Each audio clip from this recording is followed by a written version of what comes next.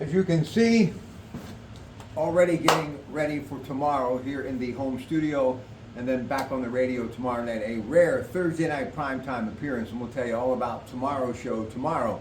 But I want to talk about something that is going to be swinging your way, as in Happy Gilmore 2, Adam Sandler, Netflix. The curtain is about ready to come up.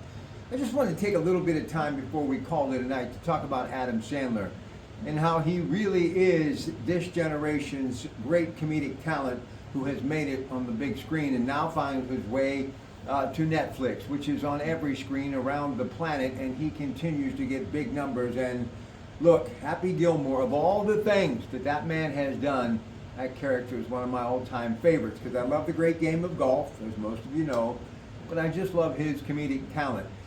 How can you describe him? Who can you compare him to? Well, back in the day when I was growing up, there was a guy by the name of Jerry Lewis who left his partner after 10 years, Dean Martin, from nearby Steubenville, Ohio, Dino Branchetti, and Paramount, which is the brand that I love very much, always love to see what they're doing as well, hired him, and he basically became the biggest box office star worldwide, but he was an incredible producer and director and did so much behind the Panavision camera as much as he did in front of it.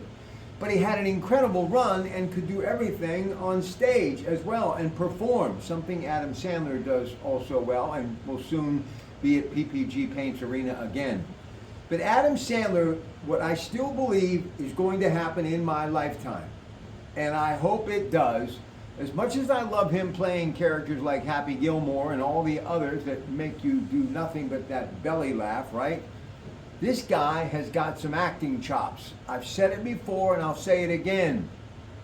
He is going to land himself a dramatic role one day that's going to have him taking home that gold statue. I really believe it. I have waited my entire life to see one of these incredibly talented comedians, a Jerry Lewis, a Don Rickles, and Eddie Murphy, have an opportunity to embrace a dramatic role. There is another comedian from my past, and I'm not even so sure if Adam Sandler would remember. He's a whole lot younger than me, but I loved him. He was must-see TV, and I always wanted to be in Vegas to see him live. The incredibly talented, late, great Shecky Greene, the best storyteller ever.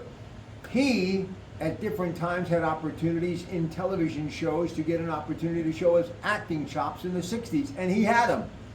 But for some reason, Hollywood just doesn't give those great comedians an opportunity. I've often said Lucille Ball could have done it. So, Adam, I will be plugged in as you swing away with Happy Gilmore 2.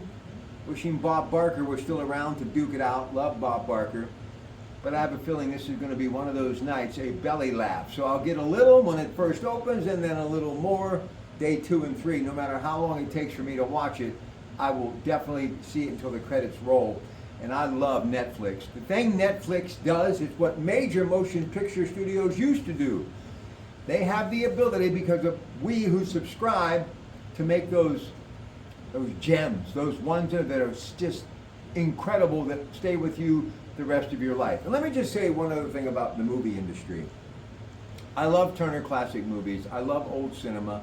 Don't get a chance to watch it as much as I would like, but we'll put that on the bucket list. But there are certain people that I just can't stop scrolling when I see them.